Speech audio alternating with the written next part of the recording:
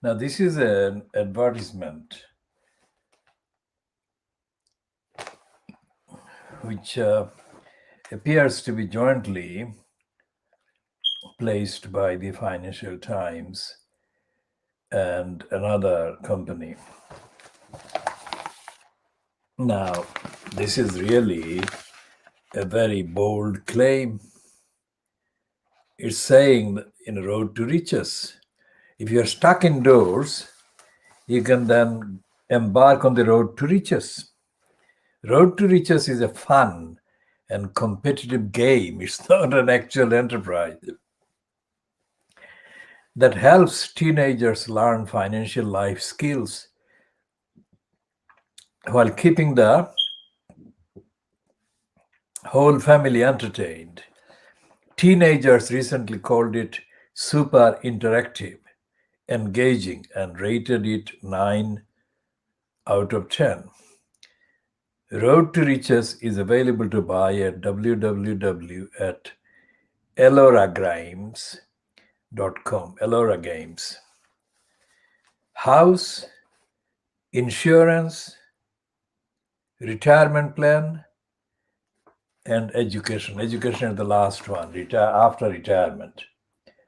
So they got the sequence completely, absolutely wrong, which is logical given that this is an idiotic assertion. And it's completely unrepresentative of the evidence on the ground, the real life evidence of people having to live in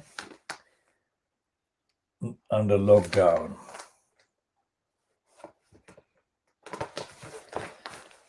And so this is coming to just after 8:15 GMT, or just around 8:15 GMT on Wednesday, the 23rd of December 2020.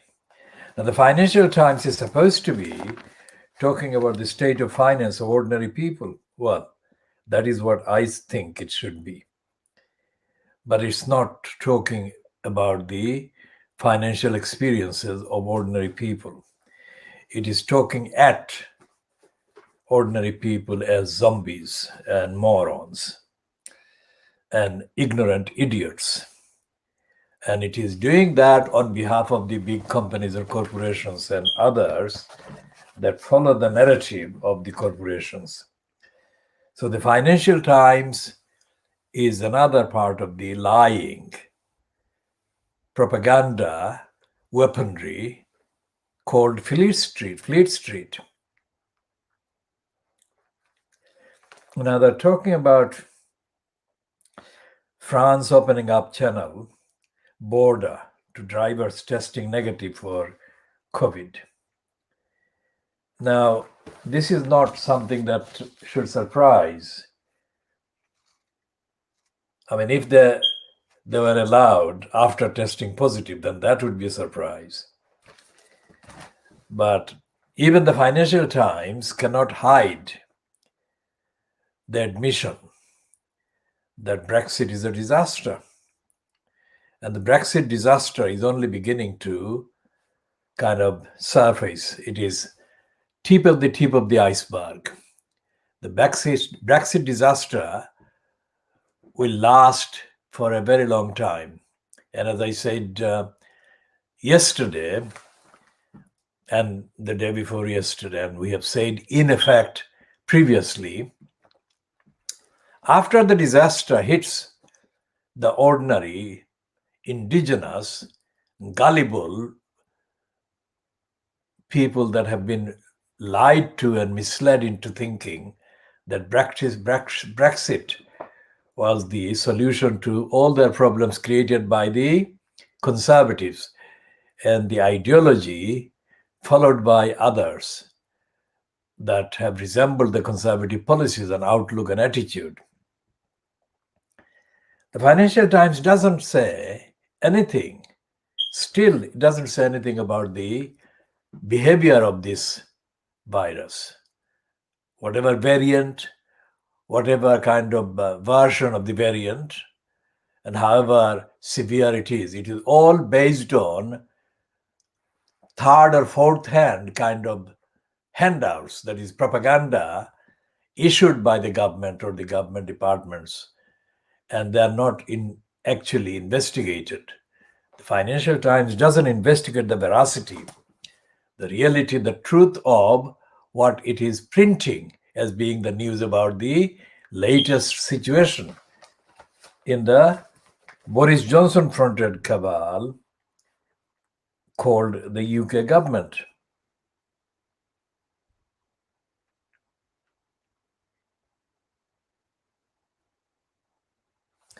Now, here is a short piece which is continued in detail as analysis and notebook about Australia. It says in the headline, this short headline, in stark contrast to Europe and the US, where authorities are struggling to cope with the second wave of infections, Australia is ready for a busy Christmas. Canberra enacted a zero tolerance approach and shut its borders early, while the second most populous city, Melbourne, imposed one of the world's longest lockdowns. I have never been more proud of my country than I am now, the Prime Minister said. And it continues inside. We shall look at it inside.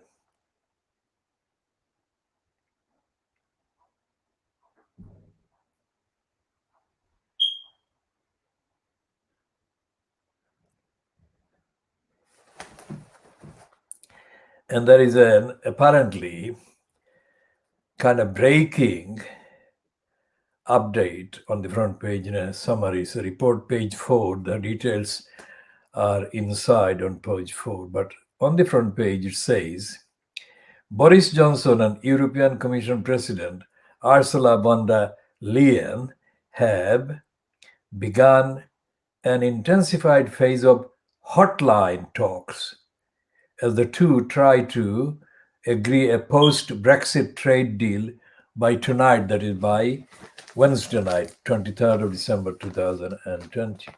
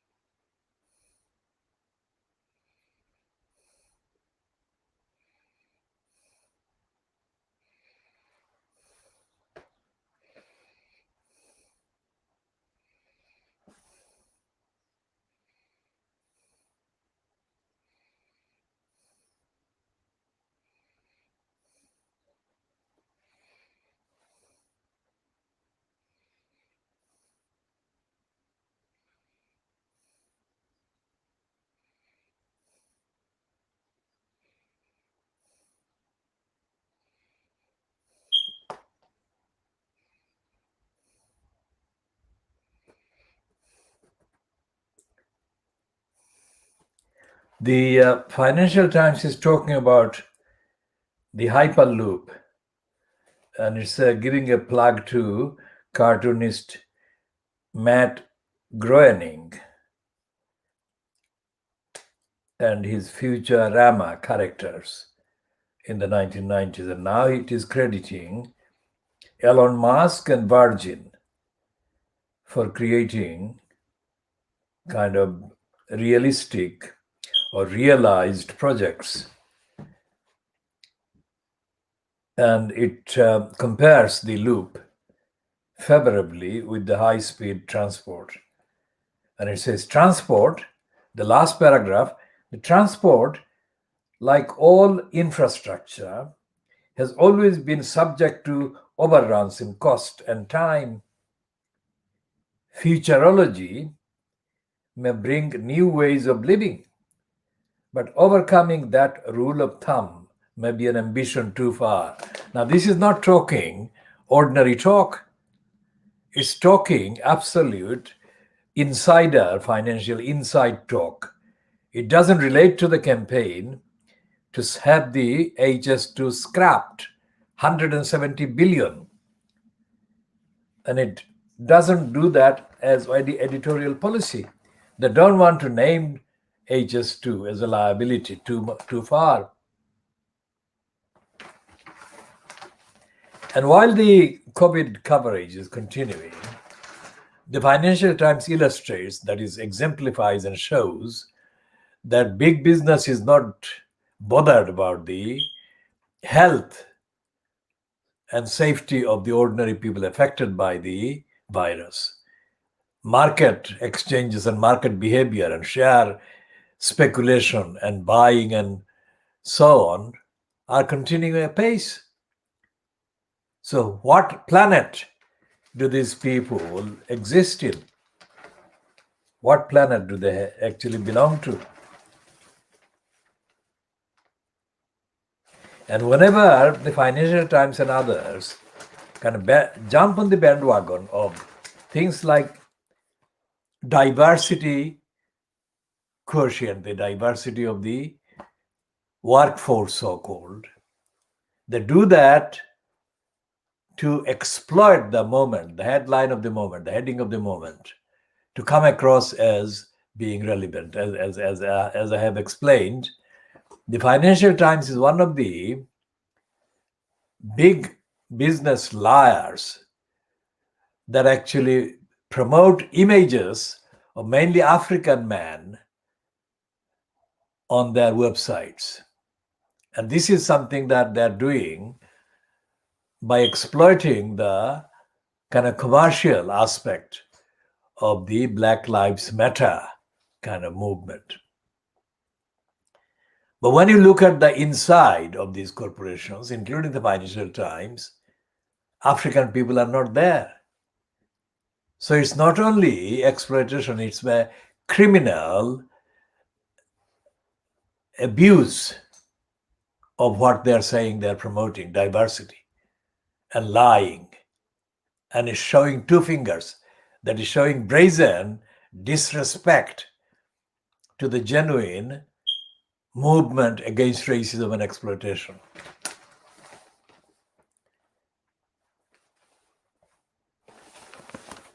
Now, I said that before I actually saw this one. It says Black Lives Matter protests and NASDAQ demands spark call for innovative searches. This is what I said, the subject, that they're exploiting Black Lives Matter. And they're lying. Here,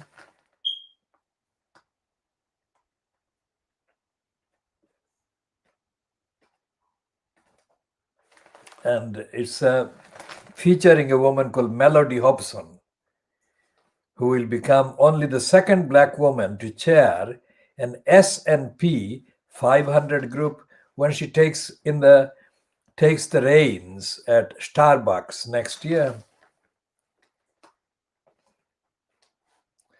And they've got a shorter kind of summary female and minority board directors at Russell 3000 companies. After years of corporate pledges to improve diversity, the number of minority board directors has not accelerated.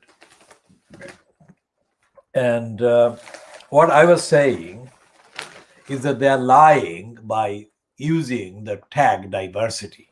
And they're lying in this space as well, because they're not talking against the real problem, which is racism, which is discrimination, which is denial of the past imperial exploitation and abuse, and the present disguised continuation and perpetuation of the same colonialist, exploitative, discriminatory policies and narrative. And this melody, the melody is spelled with an MELLODY,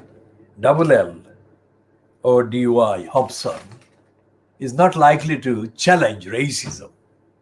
What she is going to do, and what she has already been doing because of the tipping of her in this kind of propaganda, is to assure or reassure campaigners for an end to racism, saying that we have got numbers. So this is why having an ethnicity-linked token on the board or as an executive is completely misleading and false.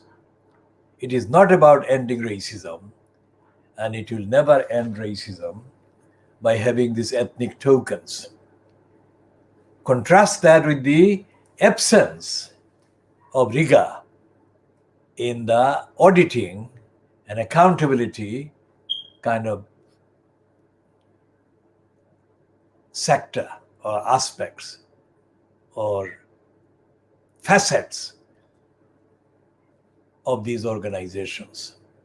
There is no audit, there is no rigor, and there is no accountability, there is no transparency, there is no truthful admission about racism as the central problem in society, in these societies.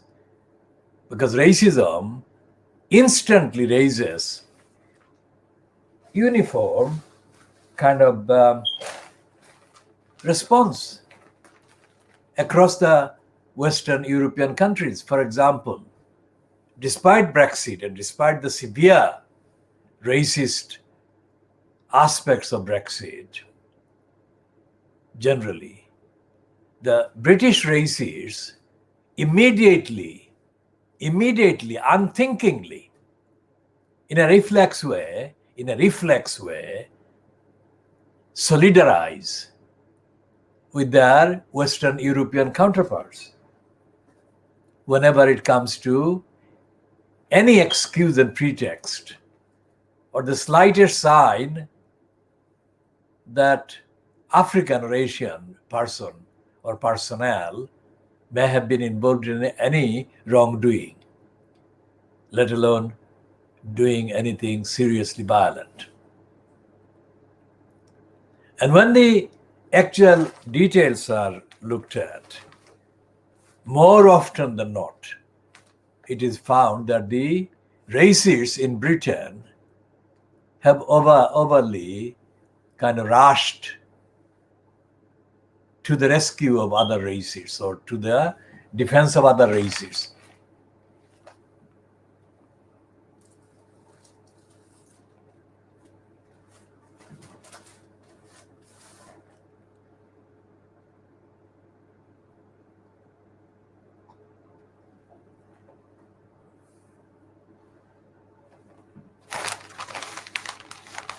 So the melody Hobson propaganda in the Financial Times today as the diversity token at Starbucks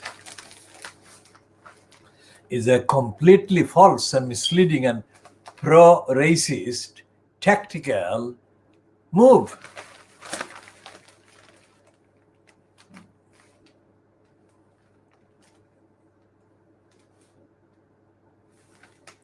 And they've got all the other similarly kind of agendaed sources as the kind of list of organizations that are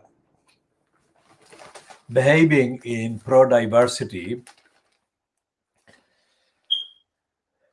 strategic propaganda way.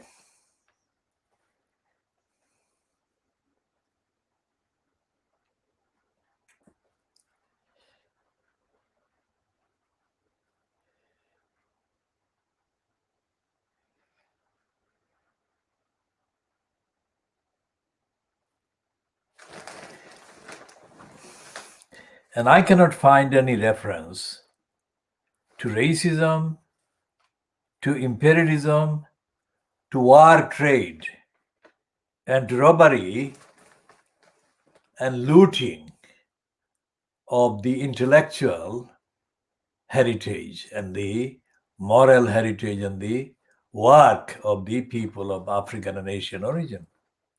Anywhere.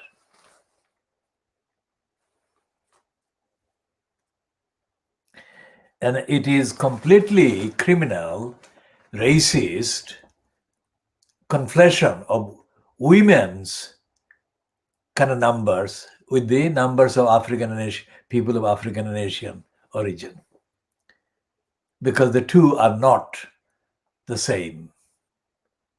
When it comes to the concept of woman or women, all the races across Europe, and especially in our evidence-based study of the UK, all the races who want to undermine, let's say in the context of the last 30 years or 40 years, the Muslim population or Muslim aspects of the world, they rush at the highest speed to the target of women in Muslim societies. So what they do is they instantly transform the debate about racism into one about gender.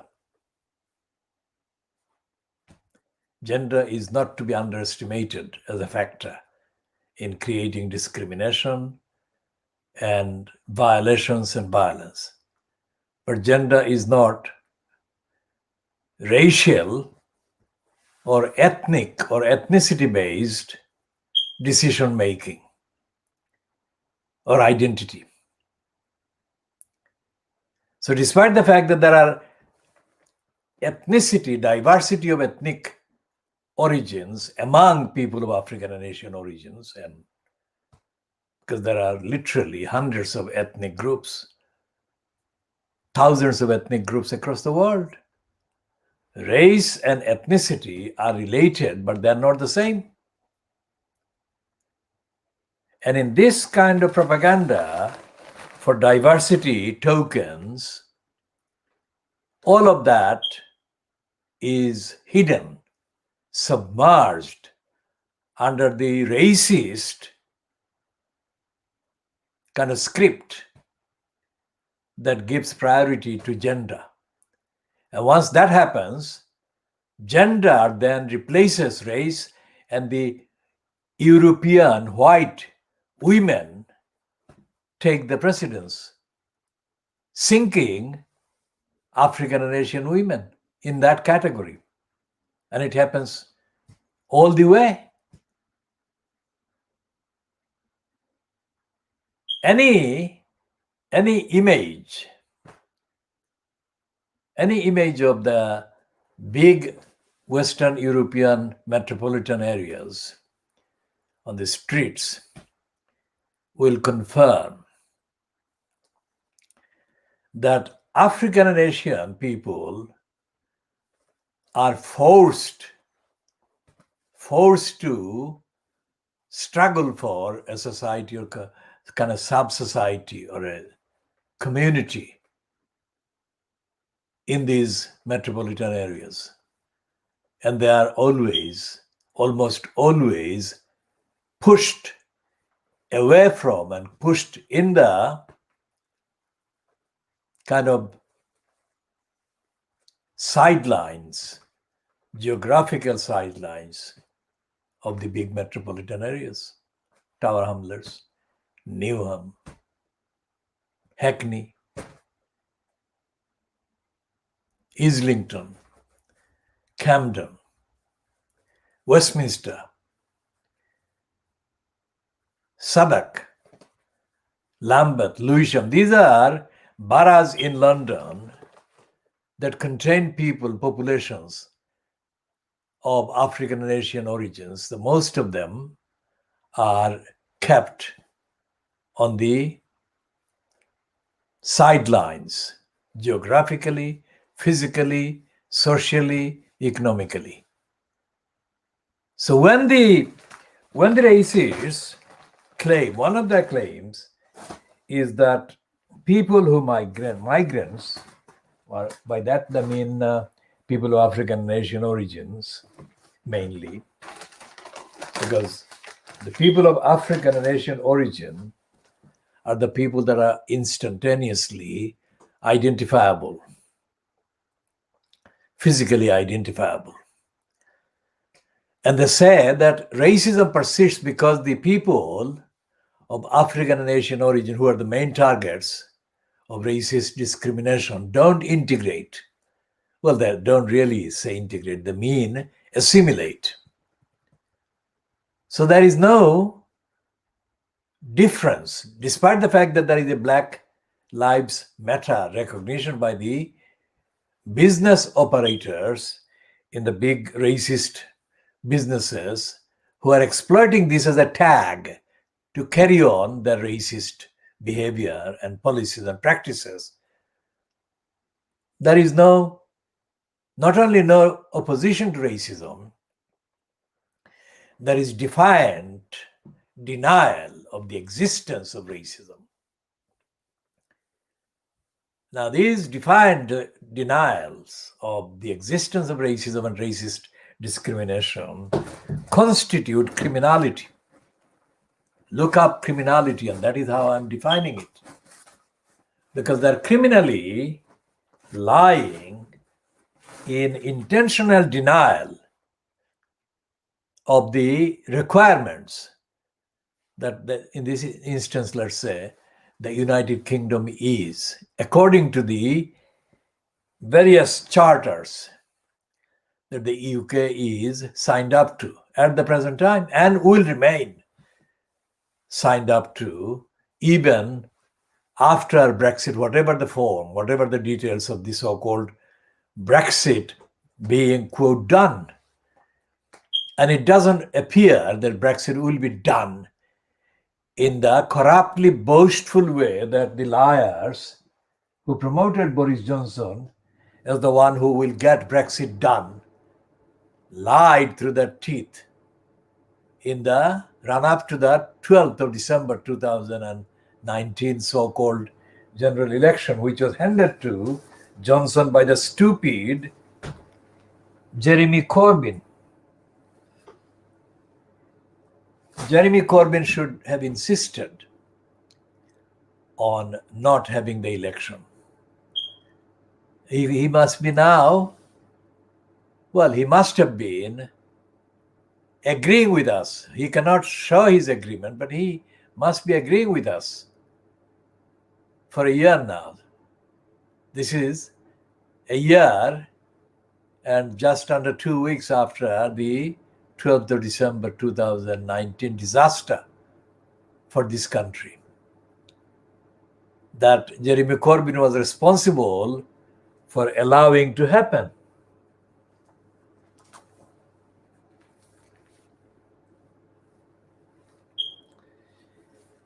Now, racism against the French is centuries old. And here the Daily Mail, on the upper half of the front page of today, and it's using the French word, and it's emphasizing that blockade, that big holdup, this big jam of vans was all the fault of the French.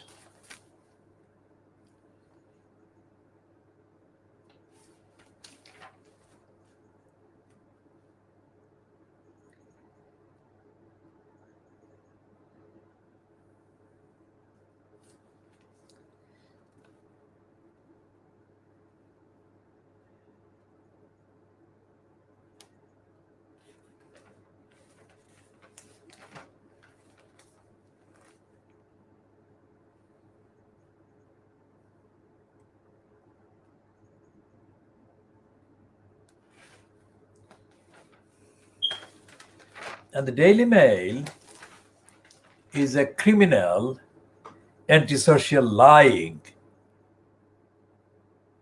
perpetrator of outrageous, offensive class tags. It calls this criminal an aristocrat.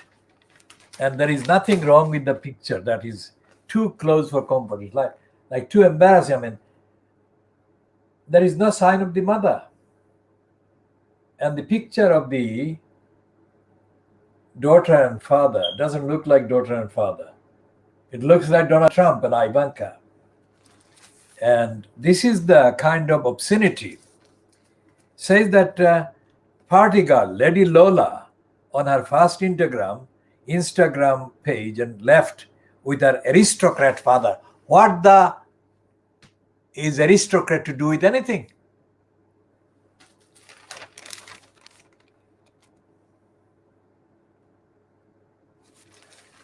And the Daily Mail promoting comfortable headline for the liar Boris Johnson. So they're trying to create the image of a monster out of Macron in order to put pressure on the EU by dividing their approach to Macron and their approach apparently to Ursula.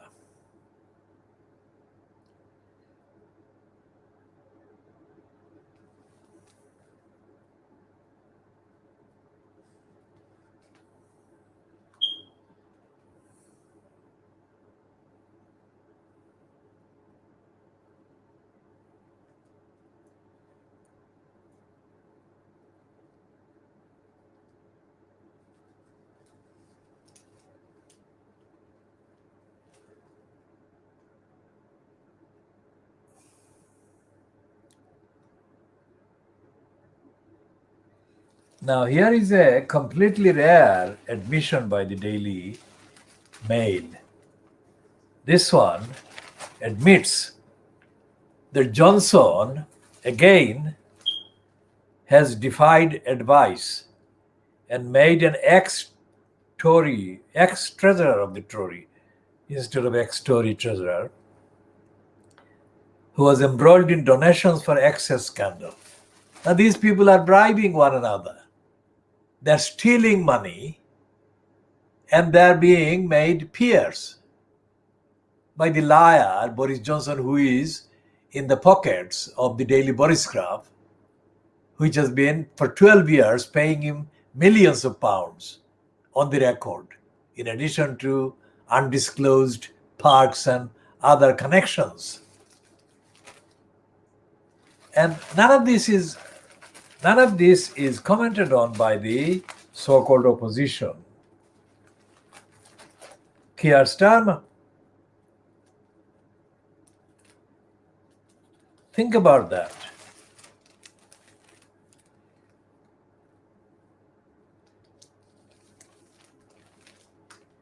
And they're celebrating this easing of excess by the negative tested lorry drivers into France by describing it as a retreat by Macron. It's not a retreat by Macron at all.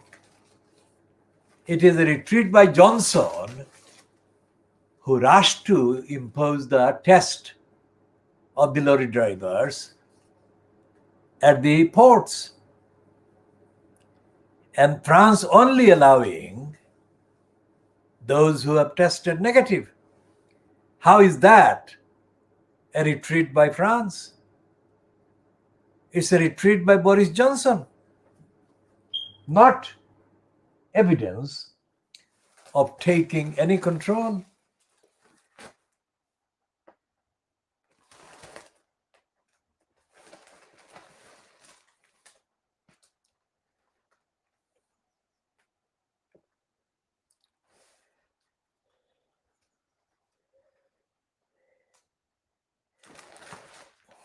And Michael Gove's wife in the Daily Mail is lying, saying that members of the so-called royal family who defied the COVID rules and strolled by breaching the rules have done a forgivable thing and they should be forgiven. Now, if it is true and if it is serious that the news about this virus spreading very fast is worrying, then how is the Daily Mail allowing the wife of Michael, the liar, Brexiteer criminal, Gove, to say that it's okay to break the rules? What example is that? And what does that say about what the real behavior has been behind the spread? Although they're not connecting most of the news about the spread to individual people, kind of nameable people or named people or groups breaking the lockdown rules, that can be the only reason why it is spreading. Because people are flouting the rules, not wearing the mask, not keeping the distance, not keeping indoors, and wandering about and going on walkabouts and strolls, as it calls the misconduct.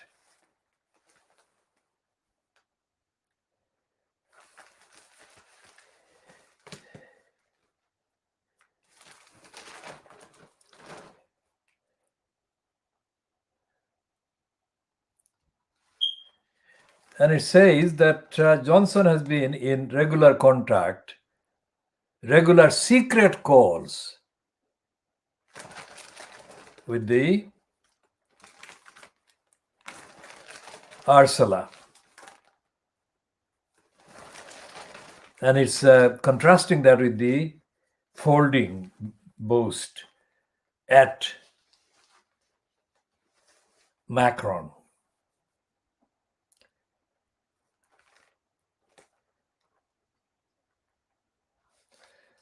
And it's running a propaganda picture of Johnson with his would-be wife.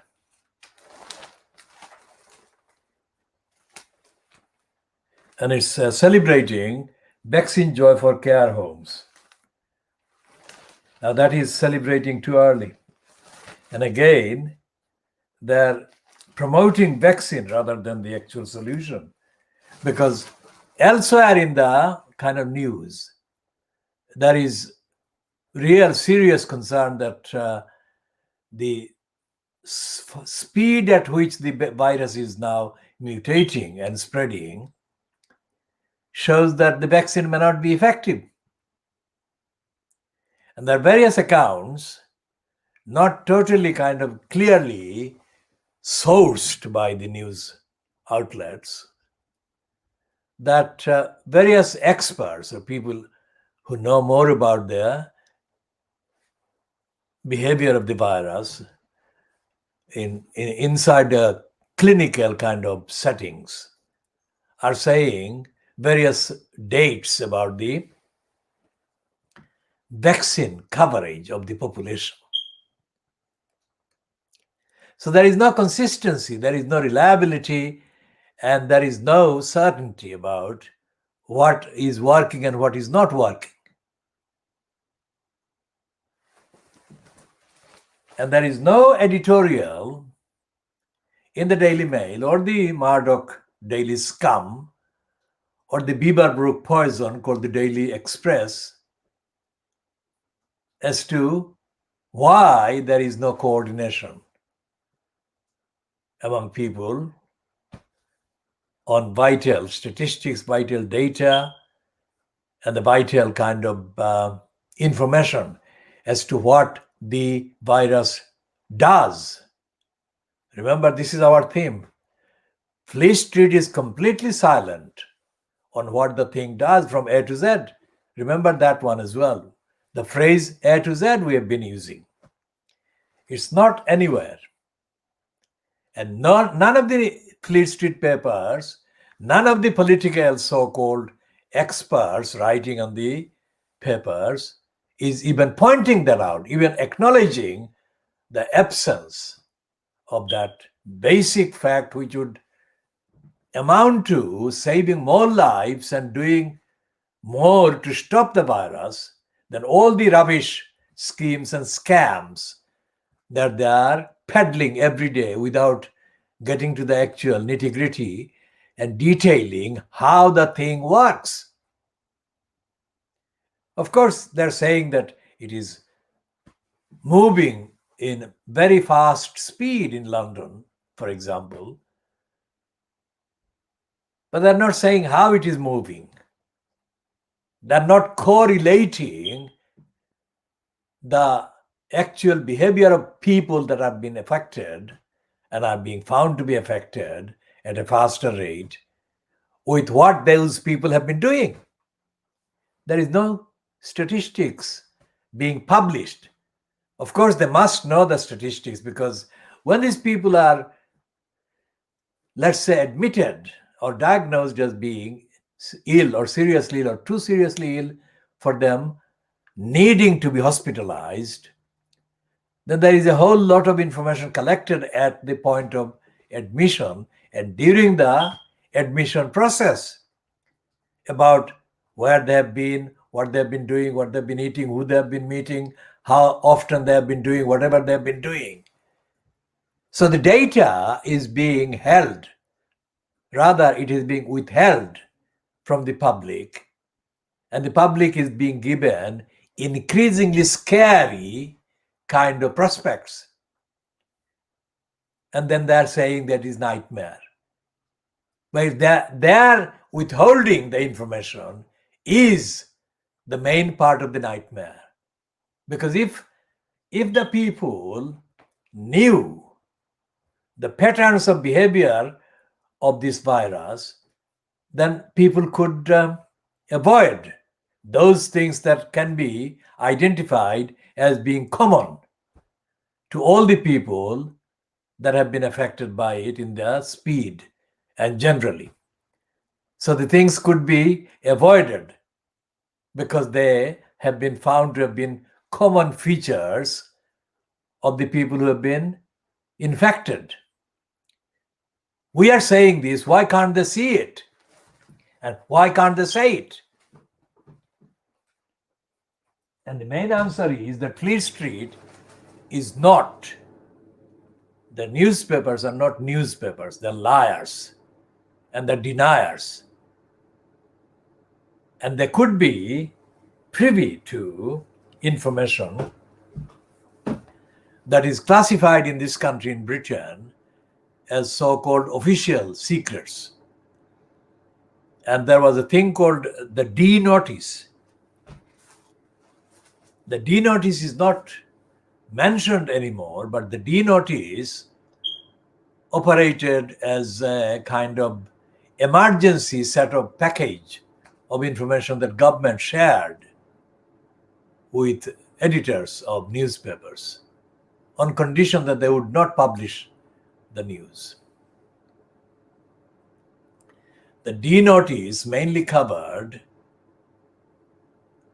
issues of civil liberties, democracy, public safety.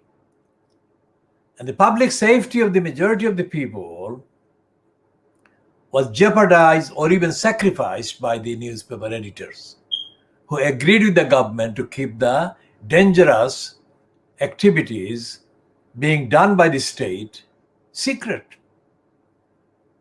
And it is absolutely likely that that is the same thing that is happening now about the virus.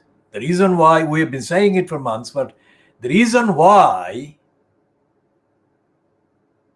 the Fleet Street newspapers of the BBC and others, the mainstream so-called British mainstream media, the reason why they don't publish everything they know or most of the important things about the behavior of the virus that they know is because they have been told not to let the public know that.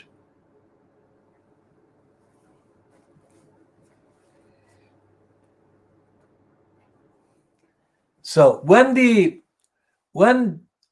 James Callaghan, the racist moron, was prime minister in the name of the Labour Party in the 70s, up to 79 when he gave in to Margaret Thatcher, who got the landslide in 1979. When Callaghan was struggling to survive as a government because the entirety of Fleet Street media was against the Labour government, as it always is. But one particular episode remains very actively in the memory. When Callaghan returned to London from somewhere, either a trip abroad or a trip outside of London, and he was obviously, as the incumbent in the post of prime minister, asked questions about the then ongoing crisis, whatever the crisis was, uncollected dustbins and all the other things. And he was asked a question about crisis. And Callaghan idiotically replied, "What crisis?" Now, Callaghan, as Jeremy Corbyn, as Neil Kinnock, and others have shown, were incapable of understanding the depth of the degenerate agenda that the Fleet Street operates and has operated in this country. If they did, then this kind of ironic situation would never exist. I'm about to explain what I mean by irony. They say that the UK is the world's fifth or sixth largest economy. I mean, it doesn't have any credibility when they say this. There is no credibility of this in Tower Hamlets, in Newham, in inner London, and in the majority of the populated areas of northern England. If Britain was the largest, fifth largest, or sixth largest economy, then there would not be even 100,000 people without homes, but there are millions of people with lack of housing, human rights. There are millions of people in low income. There are millions of children in low income and narrowly escaping hunger and starvation and famine. Which is why the intervention in principle by the UK branch of the United Nations agency UNICEF, the Children's Fund, in making a token statement saying that they would donate to a London charity to feed children, hungry children. That would not have been necessary. But the fact that it was necessary and the Labour Party has stayed in all substance, in all significant kind of contexts, silent about the dreadful, dire, desperate state of the hunger that rules across so much of England and Britain. Labour Party behaving in that way, in that silence, behaving like a dead outfit. It's not a living outfit.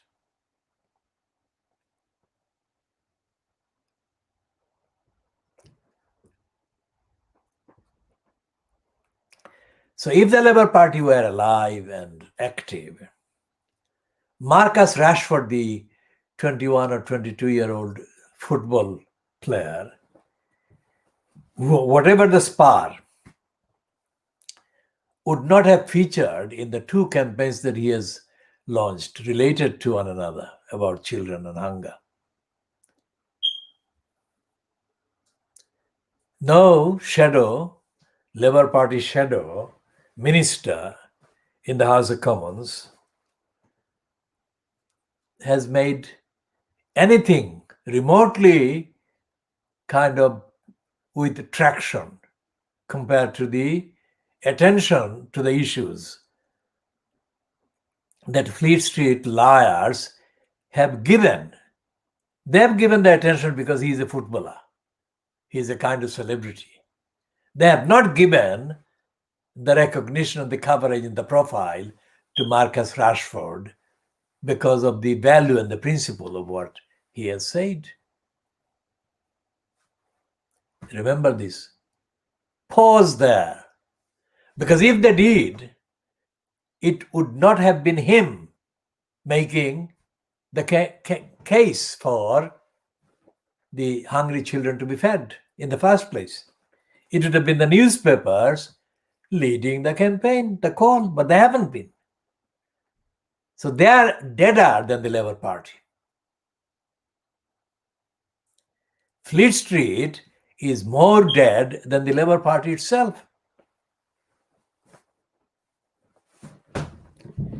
So they create silence, they stay silent on the most desperate, important issues. And when those issues unravel, affecting people's lives literally, the newspapers are all over the place. Like they conflate so many things, contradict so many facts, and they cry foul and they say, scream that it's breaking Christmas, it's destroying Christmas, this, that, and the other. In all the publications, broadcast as well as printed newspapers, all the publications about this handling or mishandling of the then pandemic crisis by the Boris Johnson fronted cabal, all the coverage and all the kind of printed copy, singularly and collectively, all of those have been based on denial.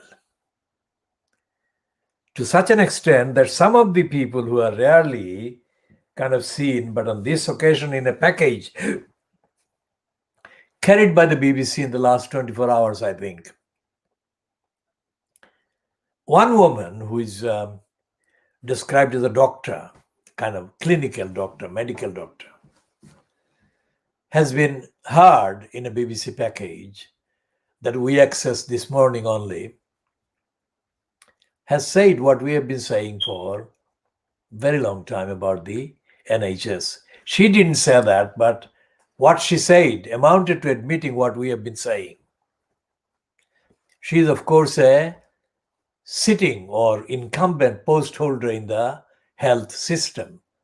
So she won't be telling the truth anywhere nearly as frankly and elaborately and as consistently as we have been saying. So that is the kind of disclaimer. The main thing is that she said that the reason why the hospitals, the NHS, currently, because of the increasing fast rise in the spread of the virus, are feeling under pressure is because you cannot train. For example, there has been a reference as to why the so-called Nightingale hospitals have not been put into action. And this is the point she was making, or she was addressing that point. And she said that you cannot train health staff overnight or just like that. It takes a very long time.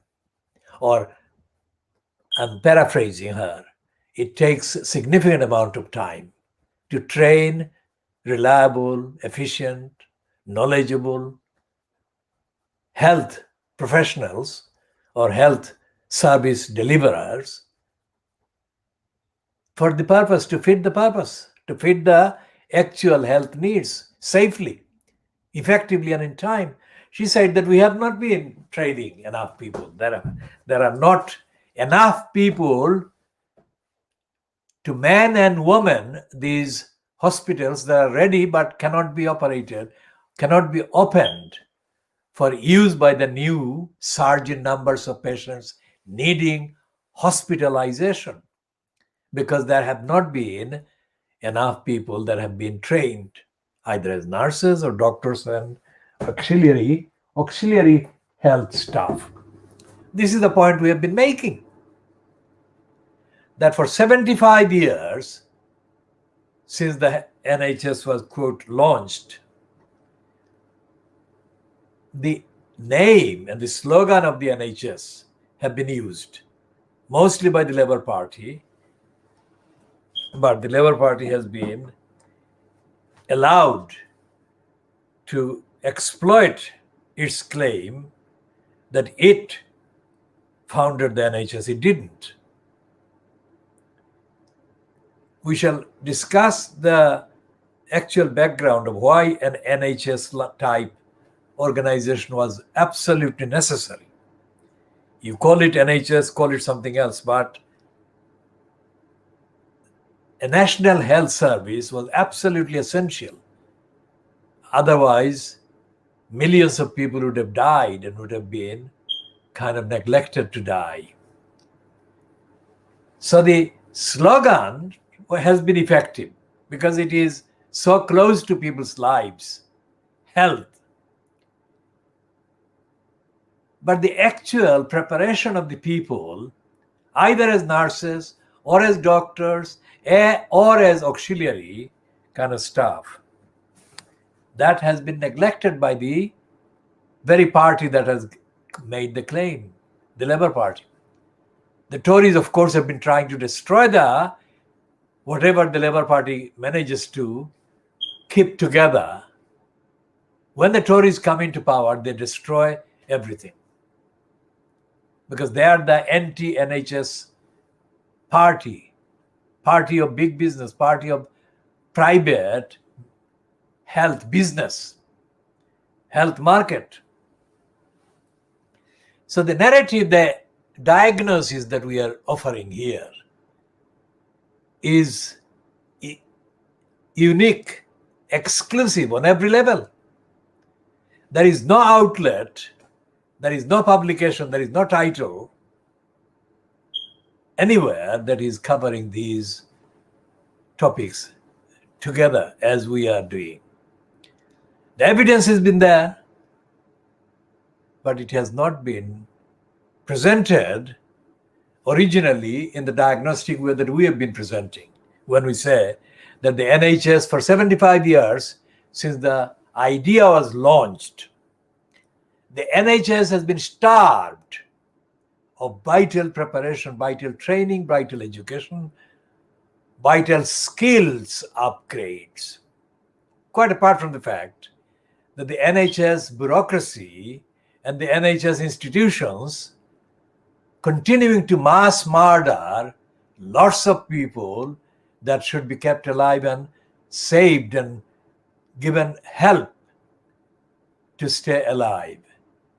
And that is because of the personal animosity, personal prejudice and racism and other discrimination that dominate the attitude and mentality of the people who are employed in posts across the various services in the NHS. There is no accountability.